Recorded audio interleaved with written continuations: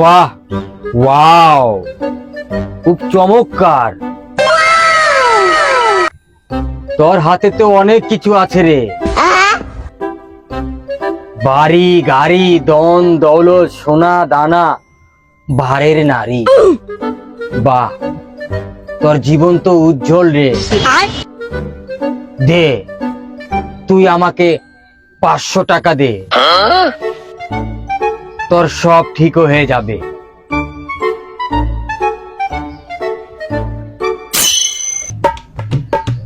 বাবা আমার আল্লাহর রাস্তে কি দিবেন দেন, 2 দিন ধরে না খেয়ে আছি। তুই ফকির, ভিক্ষা করস? যা যা।